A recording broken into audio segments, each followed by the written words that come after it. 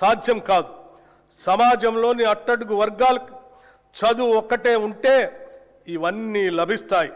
నిజమైన విద్య సాధికారతనిస్తుంది. Young India integrated residential పాఠశాల ఏ దేశ భవిష్యత్తు అయినా విద్యతోనే నిర్మితమవుతుంది. ఈ సత్యాన్ని గుర్తించిన ప్రభుత్వం విద్యారంగంలో చారిత్రాత్మక మార్పులు తీసుకొచ్చే దిశగా అడుగులు వేస్తుంది.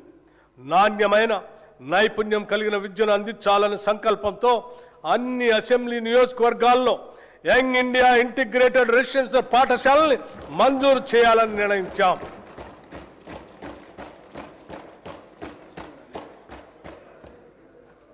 తెలంగాణ సమాజం ఒక ఉమ్మడి వసుదైక కుటుంబంగా SC, ST, BC, minority, OC విద్యార్థులు ఒకే చోట చదువుకునేందుకు వీలుగా అధునాతన వసతులతో 105 యంగ్ ఇండియా ఇంటిగ్రేటెడ్ రెసిడెన్షియల్ పాఠశాలలు నిర్మిస్తున్నాం.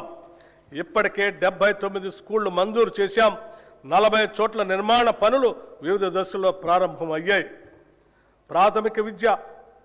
ప్రాథమిక విద్యను బలోపేతం చేయడానికి 33 జిల్లాల్లో 1362 ప్రీ ప్రైమరీ విభాగాలను పైలట్ ప్రాజెక్టుగా ప్రారంభించాం. రాబోయే విద్యా సంవత్సరంలో ఈ కార్యక్రమాన్ని 2000 నుండి 2500 ప్రభుత్వ పాఠశాలలకు విస్తరించేందుకు ప్రణాళిక సిద్ధం చేస్తున్నాం. బాలికల విద్యను ప్రోత్సహించేందుకు 2025-26 విద్యా సంవత్సరంలో 93 కస్తూర్బా గాంధీ బాలిక విద్యాలయాలను యంగ్ ఇండియా ఇన్స్టిట్యూట్స్ ఆఫ్ ఎక్సలెన్స్గా ప్రకటించి 120 కేజీబీవీలను ఇంటర్మీడియట్ స్థాయికి పెంచాం. తెలంగాణ పబ్లిక్ స్కూల్స్ ఎంపిక చేసిన ప్రస్తుత ప్రభుత్వ పాఠశాలను ఆధునిక మౌలిక సదుపాయాలు, శిక్షణ పొందిన ఉపాధ్యాయులు, డిజిటల్ సదుపాయాలు, ప్రత్యేక రవాణా వ్యవస్థలతో అన్ని వనరులతో కూడిన క్యాంపస్గా అభివృద్ధి చేయాలని ప్రతిపాదించాం. ప్రీ ప్రైమరీ నుండి 12వ తరగతి వరకు 1500 మంది విద్యార్థులకు విద్య అందించబడుతుంది తెలంగాణ పబ్లిక్ స్కూల్స్లో. అధ్యక్ష, విద్యార్థులకు పౌష్టికాహారం మానవ మనుగడకు అంతిమ లక్ష్యం మేధస్సును పెంపొందించుకోవటమే. ఈ కార్యక్రమాల ద్వారా తెలంగాణ ప్రభుత్వం ప్రతి బిడ్డ, ప్రతి బాలిక, ప్రతి విద్యార్థి కలలకు జీవం పోస్తుంది. తెలంగాణ విద్యార్థులు ఎదిగితే తెలంగాణ రాష్ట్రమే దేదీప్యమానంగా ఎదుగుతుంది. ఈ ఉద్దేశాన్ని సాధించడం కోసం మా ప్రభుత్వం విద్యార్థుల పోషణ, విద్యా ఫలితాలను మెరుగుపరచడానికి వీలుగా 2 నూతన పథకాలు ఈ బడ్జెట్లో ప్రవేశపెడుతున్నాం. విద్యార్థులకి బ్రేక్ఫాస్ట్ పథకం 2026-27 విద్యా సంవత్సరం నుంచి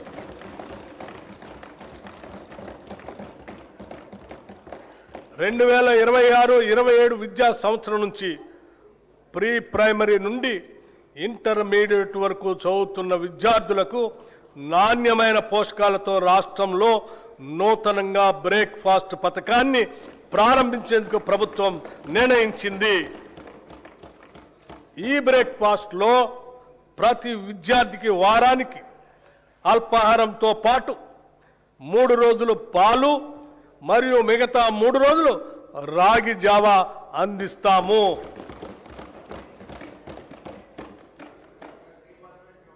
This landmark initiative will improve nutrition and health outcomes, increase attendance and punctuality, reduce dropouts and absenteeism.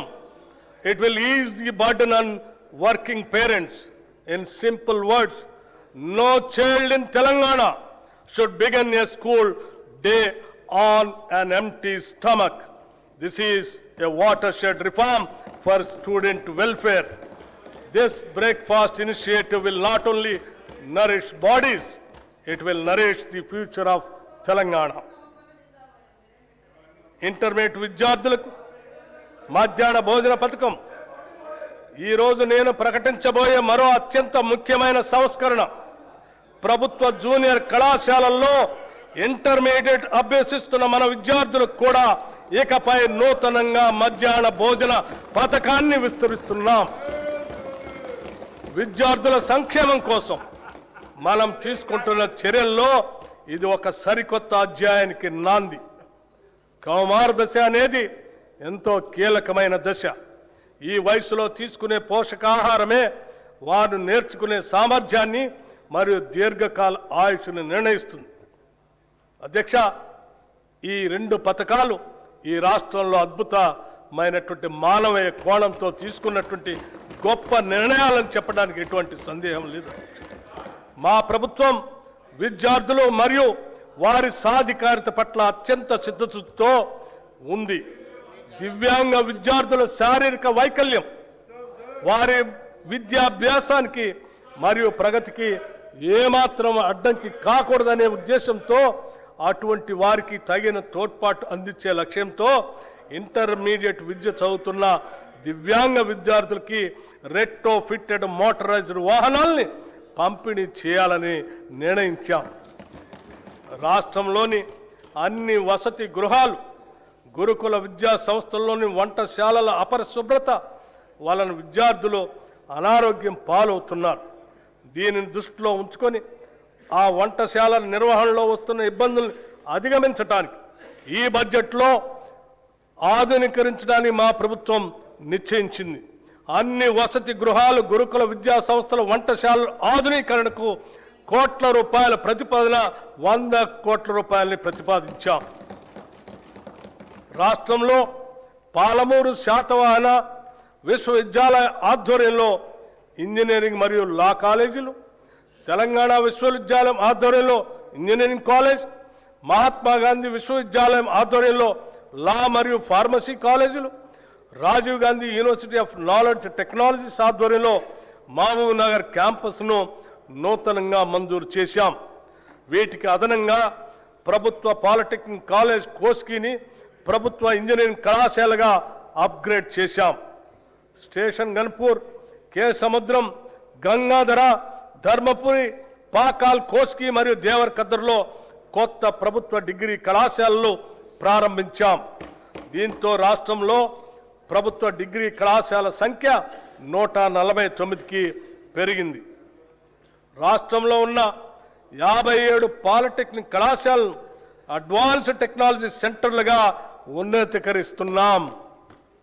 యువతను భవిష్యత్ ఉద్యోగ అవకాశాలు కల్పించడానికి, ఎంటర్ప్రెన్యూర్లుగా ఎదగటానికి వీలుగా పాలిటెక్నిక్ కళాశాలలో 15 కొత్త కోర్సులు 2026-27 విద్యా సంవత్సరంలో ప్రారంభిస్తున్నాం.